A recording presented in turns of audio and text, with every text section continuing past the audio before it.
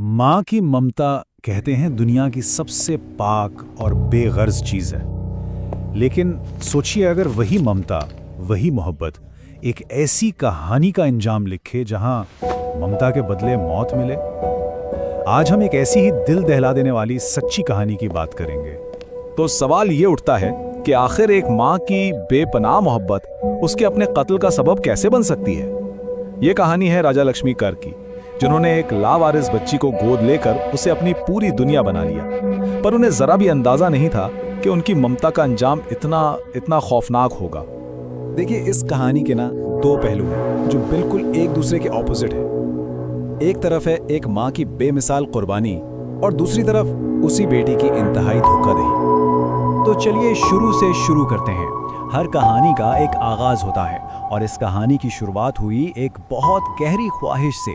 एक ऐसी ख्वाहिश जिसने राजा लक्ष्मी की जिंदगी को समझ लें हमेशा के लिए बदल कर रख दिया।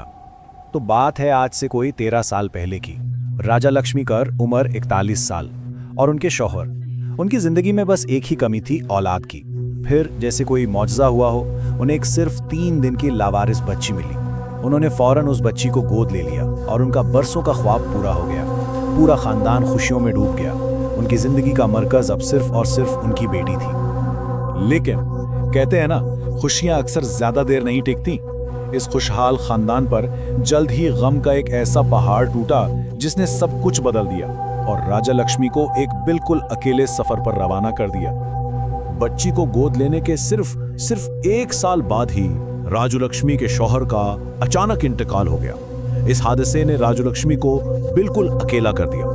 अब उस नन्ही सी जान की पूरी जिम्मेदारी अकेले उनके कंधों पर आ गई थी और उन्होंने ये जिम्मेदारी निभाई भी, वो भी पूरे 12 साल तक। एक सिंगल मदर के तौर पर अपनी बेटी को पाला, उससे वो हर खुशी देने की कोशिश की जो वो कर सकती थी।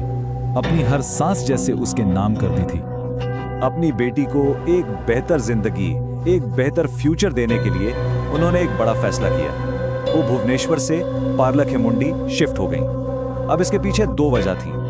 एक तो ये कि वहां उन्हें फैमिली का सपोर्ट मिल जाता और दूसरा, और ये ज्यादा जरूरी था, कि उनकी बेटी केंद्रीय विद्यालय जैसे एक अच्छे स्कूल में पढ़ सकती। ये उनकी कुर्बानियों की फहरिस्त में एक और इजाफा था। सब ठीक चल रहा था, लेकिन फिर वक्त गुजरता गया और माँ बेटी के इस खूबसूरत रिश्ते में दरारें आने लगी। कहानी में एक ऐसा मोड़ आया जहां मासूमियत खत्म हो गई और उसकी जगह बगावत ने ले ली। हुआ ये कि जब बेटी 13 साल की हुई तो उसकी लाइफ में 2 लोगों की एंट्री हुई।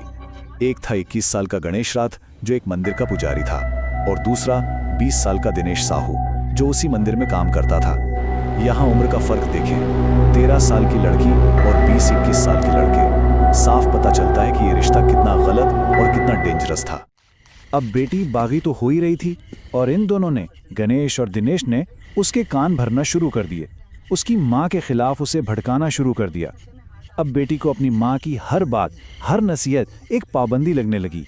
वो आज़ादी चाहती थी और ये दोनों उस आग को और हवा दे रहे थे। और ये ब्रेन वॉशिंग, ये भड़काना जल्द ही एक इंतहाई खौफनाक प्लान में बदल गया। एक ऐसा प्लान जिसके बारे में सोचकर भी रूह कांप जाती है। इस धोखे की शुरुआत हुई चोरी से। बेटी ने अपनी ही माँ के जेवरात चुराए और उन्हें अपने बॉयफ्रेंड को दे दिया। फिर उन जेवरात को 2.4 लाख रुपए में गिरवी रखवाया गया और उस पैसे से खरीदी गई एक नई मोटरसाइकिल। ये लालच और धोखाधड़ी के सफर का पहला कदम था, जिसकी आखिरी मंजिल मौत थी। जाहिर है राजा लक्ष्मी इस रिश्ते के सख्त खिलाफ थीं। उनका अपनी बेटी को रोकना टोकना उनकी मौत की वजह बन गया। प्लान ये बना कि 29 अप्रैल 2025 को बेटी ने अपनी माँ के खाने में नींद की गोलियां मिला दी। जब राजा लक्ष्मी गहरी नींद में चली गईं, तो उसने अपने दोनों बॉयफ्रेंड्स को घर बुलाया और फिर तीनों ने मिलकर तकिए से उनका सांस रोक दिया। कत्ल तो हो गया, अब बारी थी जुर्म को छुपाने की। एक ऐसी कहानी घड़ी गई जो अगर काम कर जाती तो ये राज शायद हमेशा के लिए दफन हो जाता। और कहानी क्या थी? बेटी ने अपनी माँ की बीमारी का फायदा उठाया। क्योंकि राज लक्ष्मी को पहले से दिल की तकलीफ थी, तो उसने अपने मामू को फोन किया और कहा कि माँ की मौत हार्ट अटैक से हो गई है। और सबने इस झूठ पर यकीन भी कर लिया। आखिर वजह बिल्कुल प्लॉजिबल लग रही थी। सबूत मिटाने के लिए लाश को अगले ही दिन जला दिया गया। खेल खत्म। ऐसा लग रहा था कि ये राज हमेशा के लिए राज ही रहेगा, लेकिन किस्मत को कुछ और ही मंजूर था। हुआ ये कि कत्ल के कोई 2 हफ्ते बाद राजा लक्ष्मी के भाई यानी बेटी के मामू के हाथ उसका फोन लग गया और उस फोन में थी इंस्टाग्राम चैट्स, वो सारी गुफ्तगू जिसमें कत्ल का पूरा प्लान बनाया गया था। बस यही सबूत काफी था। 14 मई को तीनों मुजरिमों को अरेस्ट कर लिया गया। तो ये केस सिर्फ एक कत्ल की वारदात नहीं है, ये एक बहुत बड़ा अलमिया है और इसमें हम सब के लिए, पूरे समाज के लिए एक सबक है। कहते हैं ना कि बच्चे का जहन मिट्टी की तरह होता है, उसे किसी भी शक्ल में ढाला जा सकता है, और ये कहानी इस बात की एक इंतहाई तल्ख, एक दर्दनाक मिसाल है। वाकई ये केस एक संगीन वार्निंग है। ये हमें याद दिलाता है कि कैसे कम उम्र इंप्रेशनेबल माइंड को कितनी आसानी से गलत रास्ते पर डाला जा सकता है, एक ऐसे तबाहकुन रास्ते पर जहां से वापसी मुमकिन नहीं। और आखिर में ये कहानी हमें एक सवाल के साथ छोड़ जाती है। एक बच्चे के जहन को इस किस्म की मैनिपुलेशन से, इस जहरीले असर से बचाने का जिम्मेदार आखिर है कौन? ये वो सवाल है जिस पर हम सबको सोचना होगा, ताकि फिर कभी किसी राजलक्ष्मी की ममता का अंजाम